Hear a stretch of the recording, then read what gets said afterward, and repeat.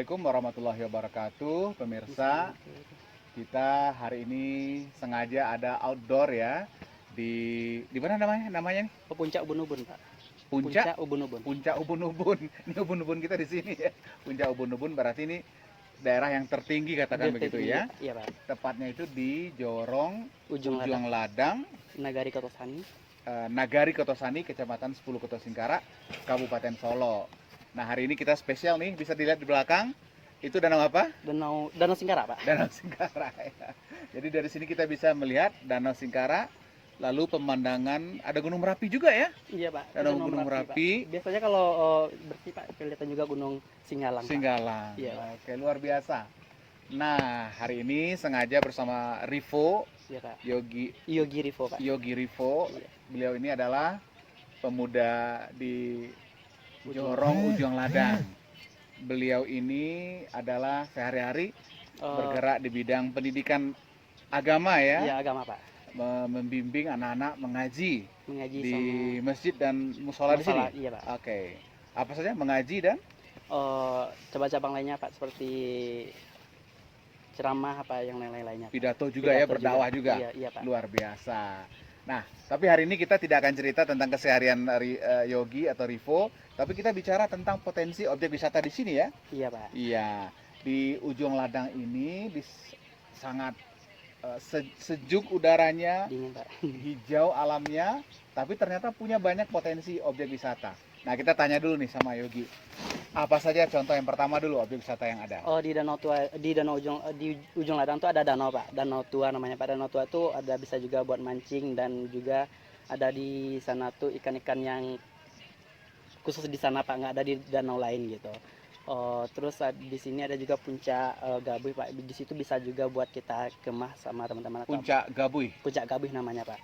Kalau di Puncak Gabuih itu kita juga bisa melihat Danau Singkara sama Kota Solo semuanya, Pak. Danau Singkara dan sama Kota Solo. Kota Solo. Soalnya di sana tuh bisa lihat keliling gitu, Pak. Soalnya dia ketinggian juga gitu. Jadi ada Danau Tuo, Puncak Gabuih sama Puncak Gabuih dan Panorama Ujung Ladang di sini, Pak. Panorama. Ini yang sekarang ini apa? Puncak Ujung Ladang namanya, Pak. Panorama Puncak Ujung Ladang. Oke, yang Puncak Ubun-Ubun tadi? Ini ya? Iya, Panorama Puncak Ubun-Ubun gitu, Pak. Panorama Puncak Ubun-Ubun. Iya, Pak.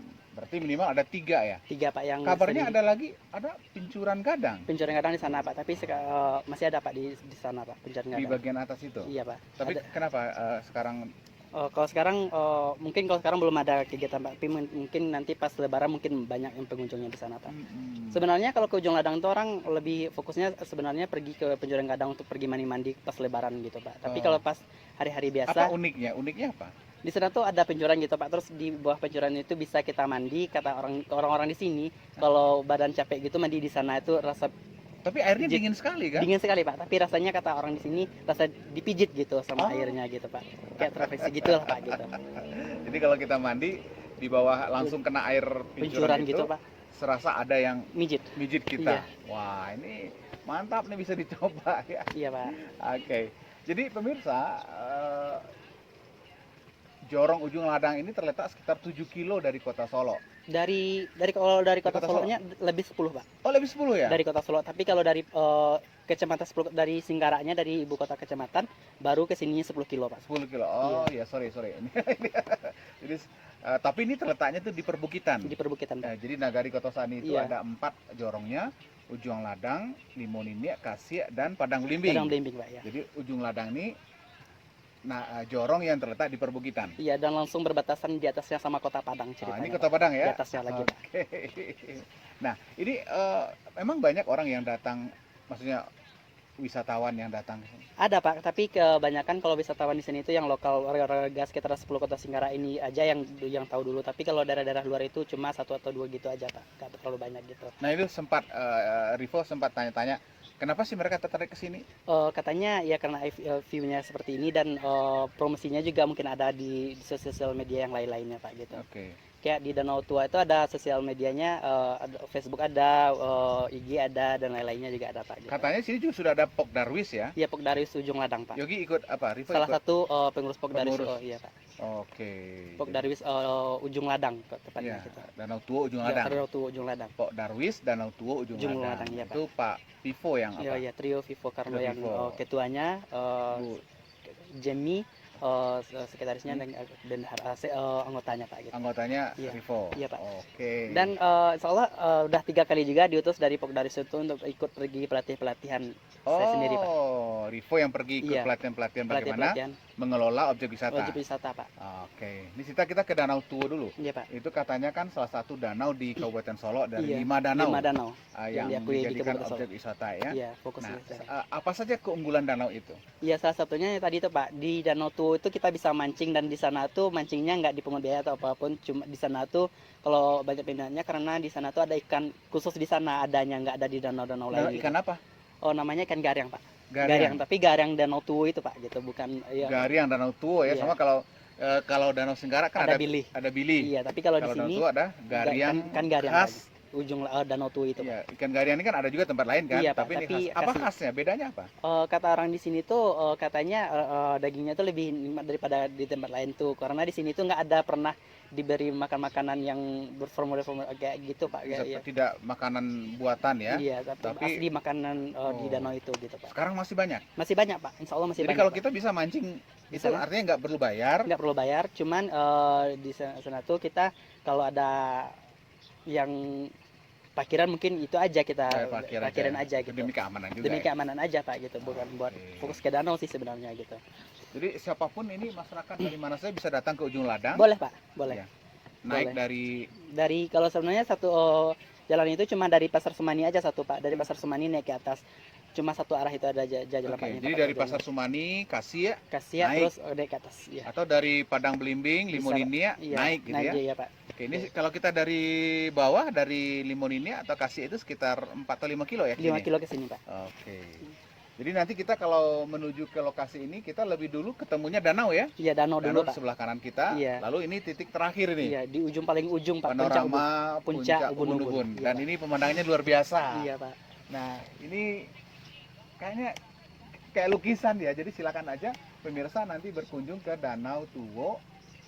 Tidak hanya Danau Tuo ya, di Ujung Jorong Ladang, tepat. Ujung Ladang. Iya Pak. Ujung Ladang. Iya. Pokoknya dijamin bagi yang sumpek pikirannya, yang capek badan dan pikirannya datang Iya. ke sini. Ya Pak, Ini dan satu lagi Pak, di ujung ladang itu ada juga namanya air terjun Pak. Tapi kalau kita ke air terjun itu kita nggak bisa pakai motor, harus jalan kaki. ke Air sana. terjun. Iya, Pak. Di mana di mana?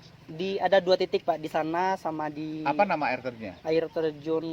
Kalau di sana kita manggilnya biasanya air terjun 7 tingkat karena dia 7 tingkat gitu Pak. Heeh. Airnya nggak sebesar sih Pak, tapi terjun yang ke bawah itu tinggi gitu. Oh. Airnya nggak besar besar amat gitu. Airnya Kayak enggak besar, tapi cuma terjunnya tinggi. tinggi gitu. ya. Oh, Kita biasanya berapa kilo ke atas jalan kaki? Oh, kalau kita jalan kaki ke sana nggak sampai 1 jam Pak. Nggak sampai 1 jam tuh jauh ya. Tapi mendaki ya. Lumayan mendaki. Berarti bagi pemirsa yang punya jiwa petualang Iya, yang Pak. yang besar ya, Iya. bisa naik lagi ke puncak, akan Oh, ketemu air terjun. Pak. Air Dan air terjun. terjun di sana tuh dekat langsung bersebelahan dengan kota Solo Pak. Hmm. Katanya berbatasan langsung dengan kota Solo gitu. Hmm. Air terjun Imang namanya kalau kita Imang. manggil Pak. Oke. Baik pemirsa, kita masih bincang-bincang bersama Rivo. Beliau ini adalah pemuda Ujung Ladang ya, Iya, pemuda Ujung Ladang, Nagari Kertosani, dan juga bergerak di Pok Darwis Danau Tuo, Ujung Ladang, Iya, Pak. Nagari Kertosani. Pokoknya di sini banyak potensinya. Tapi yang menarik juga, saya dapat informasi, Pak Rivo ini kabarnya dulu pernah tinggal di hutan-hutan ya? Iya Pak, dulu waktu kecilnya kita tinggal di hutan Pak, nggak tinggal di sini gitu. Terus Emang satu keluarga tinggal di hutan itu? iya, tinggal satu keluarga sama tinggal di hutan itu Pak. Kita ada berenam keluarga, kita tinggal di hutan itu Pak. Karena di sini kita waktu itu belum ada rumah gitu Pak. Jadi tinggal di hutan lalu tidak keluar maksudnya? Oh, nggak keluar sih Pak, tapi cuma masa kayak 1 kali seminggu, 2 kali seminggu buat cari kebutuhan yang Terus sekolah gimana? Iya, kalau kita dulunya nggak sekolah Pak, nggak pernah coba sekolah Pak. Oh, Rivo nggak sekolah? Nggak pernah Dari TK, SD nggak sekolah? Enggak Pak, Oh, karena tinggal di hutan itu? nggak tinggal di hutan Pak. Jadi kitanya keluar dari hutan itu udah umur lebih dari 10 Pak, jadi nggak Oh. sekolah lagi gitu. Nggak sekolah. Iya, cuman Tapi bisa baca ya? insya Allah bisa Pak, karena tadi baca Belajar sendiri? belajar sendiri dan juga bergaul sama orang-orang yang tepat gitu aja Pak gitu. Waduh, luar biasa ya. Tinggal di hutan. Itu apa pengalaman yang paling berkesan kalau tinggal di hutan itu? Enggak ada, sama aja sih sebenarnya di sini Pak. Tapi Hmm. cuma kalau di sana itu kita nggak lebih tenang sih sebenarnya kalau tinggal di sana Pak. Nggak ada bising, nggak ada kita nggak Hmm. ngetahui kabar-kabar buruk gitu. Kita jarang Terus mengetahuinya gitu. nggak takut ada apa hewan atau apa hewan Enggak buas? Pak, soalnya di sana tuh dulu enggak kita aja satu keluarga Pak. Bahkan ada juga keluarga lain tapi nggak dekat-dekat amat gitu Pak rumahnya gitu. Kalau rumah Rivo di hutan itu dekat atau sendiri rumahnya? Pondok Eh, atau rumah itu? Pondok Pak, Pondok. pondok. Sendiri. Ya satu rumah aja. Jarak terdekat dengan pondok lainnya? Eh, ya ada sekitar 10 menit gitulah Pak jaraknya. Wah, jauh ya. Iya Pak. Tapi Rivo nggak pernah bertemu harimau, Insya Allah enggak Pak. babi gitu? Babi sering Pak. Kalau Sering? iya, tapi kalau kayak harimau apa itu enggak Pak. Tapi kalau babi, ular apa gitu sering lah Pak. Iya Tidak bahkan takut? insya Allah enggak Pak. Udah biasa kali Pak. Kayak rusa apa gitu kita sering ketemu Pak. Oh iya, Ya, iya, tapi iya. enggak apa-apa. Ini dari puncak Ubun-Ubun ini berapa kilo ke tempat rumah pondok lama itu di hutan? Kalau sekarang jalan kaki 1 jam Pak. 1 jam. Jalan kaki. Luar biasa. Iya, tapi kalau sekarang udah nggak ada lagi ya jalan kaki ke sana, udah pakai motor Pak. Apakah masih ada keluarga yang tinggal di hutan itu? Enggak Pak, tapi kita masih sering ke sana Pak. Bahkan hampir tiap hari kita keluarga ke sana buat kita kan masih kehidupan kita masih di sana Pak Kebun gitu. ya? Iya kebun kayak beladang masih di sana semuanya Pak. Oh, oke. Luar biasa nih Rivo ya, ternyata walaupun tidak pernah sekolah dari TK sampai dan SD, Iya, Pak. apalagi ke atasnya, lama tinggal di hutan, Iya Pak. maksudnya di perbukitan yang interaksi dengan orang luar itu sangat minim, Iya Pak. jarak rumah cukup jauh, Iya Pak. sering ketemu hewan-hewan liar ya. Iya Pak. Dan tapi sekarang bisa baca, bisa mengaji, dan malah sekarang aktif membina anak-anak di masjid dan musola ya. Iya Pak, di LPTK, tepatnya LPTK Nagari Kotosani. Itu seperti apa aja kegiatan sehari-harinya? Kegiatannya kalau sehari-hari kita menganjurkan buat masalah-masalah itu aktif lagi kembali ke surau gitu ceritanya Pak. Terus Iya. kita akan memantau juga kegiatan warganya di seluruh sekitar Pak gitu. Jadi ngajar anak ngaji gitu. Iya Pak, terus tepatnya kita memantau Pak. Memantau ya. Iya, memantau musalah-musalah yang aktif yang ada di Kotosani ini Pak, supaya gimana caranya supaya surau itu hidup kembali, orang mengaji lagi di sana semuanya musalah. Terus kita nanti beri program di sini harus fokusnya di sini, oke di satu masjid ini kita harus beri dia buat fokus di tilawah, di tartil. Oh, mana bakatnya? Mana bakatnya yang ada Nah nanti. itu dulu Rivo belajar ngaji dari mana? Belajar ngaji karena udah keluar di sini kita ngaji di surau Pak. Jadi mungkin Umur kita 10 tahun itu ya? iya, mungkin kita dapat pengalaman itu di surau semuanya Pak gitu. Oh, oke, luar biasa. Iya, dan udah umur 15 kita Sekarang aktif umur di situ. berapa Rivo? Oh, sekarang udah umur 25 Pak. 25. Iya, Pak. Udah lumayan Pak. Lumayan ya, nunggu sebentar lagi menikah ya. Insyaallah. Oke pemirsa, kita udah bincang-bincang dengan Yogi Rivo, Iya Pak. pemuda Ujuang Ladang, Nagari Kotosani, Kecamatan 10 Kota Singkara. Menarik beliau ini. Lama tinggal di hutan sampai umur 10 tahun, tidak pernah sekolah, bayangkan. Tak pernah sekolah, tetapi beliau punya kepedulian bidang pendidikan agama yang luar biasa. Juga aktif terlibat dalam pengembangan objek wisata di Ujuang Ladang melalui Pok Darwis Danau Tuo, Ujuang Ladang. Iya Pak. Semoga sukses terus Rivo. Iya Pak, makasih. Mudah-mudahan apapun yang dikerjakan itu akan bernilai ibadah. Amin, makasih Pak. Jadi ternyata sekolah tidak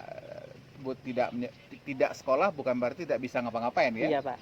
Tetap mengabdi untuk anak-anak dan generasi yang lebih muda dari kita. Amin. Iya Pak. Baik, dari panorama puncak Ubun-Ubun, Jorong Ujuang Ladang, Nagari Kotosani, Kecamatan 10 Kota Singkara, Kabupaten Solo, kita akhiri bincang-bincang kita ini. Sekali lagi, mari berkunjung ke Ujuang Ladang, Nagari Kotosani. Banyak objek wisata yang bisa kita kunjungi, seperti Danau Tuo, Puncak Ujung Ladang sama Puncak Ujuang Ladang, panorama apa tadi? Puncak Gawih Pak, Puncak Gabui, dan air terjun Pak. air terjun, Pincuran Gadang, dan ini titik yang sedang kita berani adalah panorama Puncak Ubun-Ubun. Iya Pak. Oke.